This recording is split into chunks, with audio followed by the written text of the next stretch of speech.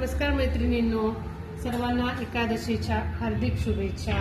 आणि आज आपण बघणार आहोत उपवासाचा साबुदाणा वडा, जो सर्व घरांमध्ये उपवासासाठी केला जाणारा अत्यंत आवडीचा पदार्थ, लहानांपासून मोठ्यांपर्यंत सगळेच आवडीने खातात। असा आपण आज बनवणार आहोत साबुदाणा वडा।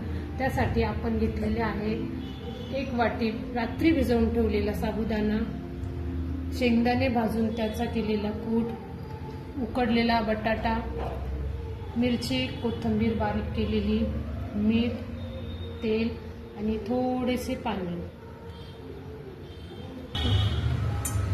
आपण आता ही कढई ठेवलेली आहे गॅसवरती, गॅस चालू करून घेऊ। शक्यतो तळण्यासाठी या लोखंडी कढईचाच वापर करायचा। आता पाणी वगैरे राहणार नाही याची काळजी घ्यायची, कारण थोडं जरी पाणी असलं कढईमध्ये शिल्लक आणि त्यात तेल टाकलं आपण तर ते उडायचे चान्सेस असतात अंगावरती, त्यामुळे तळताना आपल्याला काळजी घ्यायची आहे। आता ही कढई तापलेली आहे, त्यामध्ये आपण तेल टाकणार आहोत। खूप तेल घ्यायचे नाही, उगीच तेल वाया जाते, लागेल तसे आपल्याला परत ऍड करता येते। आता एका बाउलमध्ये मी साबुदाणा घेतलेला आहे, त्यामध्ये स्मॅश केलेला 1 पोटॅटो टाकलेला आहे, थोडा शेंगदाण्याचा कूट टाकलेला आहे। आता आपल्याला त्यामध्ये आवडीनुसार, चवीनुसार मीठ ऍड करायचे आहे आणि आपण ही जी मी दुसरा चमचा घेतलेला आहे। आता आपल्याला हे जे आपण कोथिंबीर आणि हिरवी मिरचीचे वाटण केलेले आहे ते आपण यामध्ये थोडेसे ऍड करणार आहोत। जास्त वाटण टाकायचं नाहीये, तिखट होईल ते। आणि हे मिश्रण आपण व्यवस्थित, बटाटा टाकलेला आहे, यामध्ये शेंगदाणा कूट टाकलेला आहे, मीठ टाकलेले आहे आणि आपण आता ही मिरची आणि कोथिंबीरीची पेस्ट ऍड केलेली आहे। हे आपल्याला एकजीव करून घ्यायचे आहे। यामध्ये आपण चवीनुसार मीठ देखील टाकलेले आहे। आता यामध्ये हे वडे तर हातानेच करावे लागतात, हे काय आपल्याला चमच्याने करता येत नाही। यामध्ये आपल्याला थोडेसे पाणी ऍड करायचे आहे, जेणेकरून वडा जो आहे तो आपला छान बनेल। आता मला या मिश्रणामध्ये हात टाकूनच बनवावे लागणार आहे वडे, तेव्हा ते छान होतील। असं छान एकजीव आपल्याला हे मिश्रण करून घ्यायचं आहे। मैत्रिणींनो, उपवास म्हटलं की घरातल्या गृहिणीला, महिलेला दिवसभरासाठी पुरेल एवढे असे फराळाचे पदार्थ बनवावे लागतात। त्यामुळे आता मी हा एक पदार्थ तुम्हाला दाखवत आहे, तुम्ही तो बनवू शकताय। आता हे मिश्रण छान एकजीव झालेलं आहे, त्या आपण आता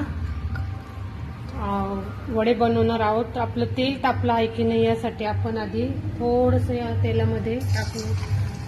आपले तेल छान पैकी तापलेलं आहे। आता आपण हा वडा बनवून घेतलेला आहे, तो आपण आता या तेलामध्ये सोडणार आहोत। आपलं तेल छान पैकी तापलेलं आहे। मैत्रिणींनो, आधी कमी तेल घ्यायचं, तेल जर नंतर कमी झाले तर आपल्याला ते परत ऍड करता येते, पण आधी जास्त तेल नाही घेऊन ठेवायचं, जेणेकरून ते तेल वाया जातं। कारण बहुतेक घरांमध्ये एकदा तळलेले तेल यूज झाले का परत ते वापरत नाही, त्यामुळे घेतानाच कमी तेल घ्यायचे आणि परत आपल्याला वाटलं तर त्यामध्ये आपण एक्स्ट्राचे तेल ऍड करू शकतो। मैत्रिणींनो, हे बघा, आपले वडे असे छान असे आता तळण्यासाठी आपण टाकलेले आहेत। वडे आपल्याला फुल गॅसवर नाही तळायचे आहे, थोडासा गॅस कमीच ठेवायचा आहे आणि असे छान असे आपले वडे आता तळत आहे। कधी कधी अंगावरती उडण्याचे पण चान्सेस असतात, कारण यामध्ये जो साबुदाणा आपण यूज करतो तो वडा तयार करताना तो फुटू पण शकतो, तर त्याची आपण काळजी घ्यायची आहे। आणि कुठलाही पदार्थ असो मैत्रिणींनो, तळताना काळजीच घ्यायची आहे। शक्यतो लहान मुलांना गॅस जवळ येऊ द्यायचं नाहीये आणि अशा प्रकारे आता आपण हे वडे तळत आहोत. आपले हे वडे आता सुंदर असे खरपूस होईपर्यंत आपल्याला तळायचे आहे. मैत्रिणींनो, यामध्ये तुम्ही लाल मिरची पावडर सुद्धा वापरू शकताय. फक्त ती उपवासाची असावी याची काळजी घ्यावी. आणि किंवा तुम्ही हिरवी मिरची पण वापरू शकताय, कोथिंबीर टाकू शकताय त्यामध्ये. मी कोथिंबीर स्किप केली आहे कारण मी ऑलरेडी हिरवी मिरची आणि कोथिंबीरचे वाटण यामध्ये टाकलेले आहे. तर तुम्हाला आवश्यक असल्यास तुम्ही हिरवी मिरची कापून सुद्धा यूज करू शकताय यामध्ये, बारीक न करता.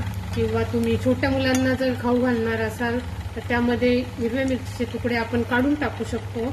त्यामुळे तुम्ही तुकडे पण टाकू शकता हिरव्या मिरचीचे, किंवा वाटण टाकू शकताय. नाहीतर तुम्ही लाल मिरची पावडर देखील यामध्ये टाकू शकताय.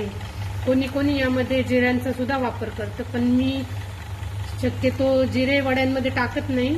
तर तुम्हाला वाटत असेल, तुम्ही वापरत असाल उपवासाला जिरे, तर तुम्ही वड्यांमध्ये जिरे पण ऍड करू शकताय. हे बघा, आपले वडे असे छान तळलेले आहे. आता खूप मोठ्या गॅसवर तळायचे नाही, नाहीतर वडा वरतूनच फक्त ब्राऊन होतो आणि मध्ये कच्चाच राहतो. तर आपल्याला हे असे कमी गॅसवरती हे असे तळून घ्यायचे आहे. आता हे आपले वडे छान असे तपकिरी रंगाचे झालेले आहे.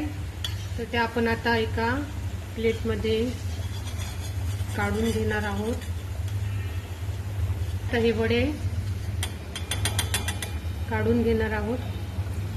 तेल व्यवस्थित छान निथरू द्यायचं आहे. हे असे एका प्लेटमध्ये आपण हे वडे काढणार आहोत.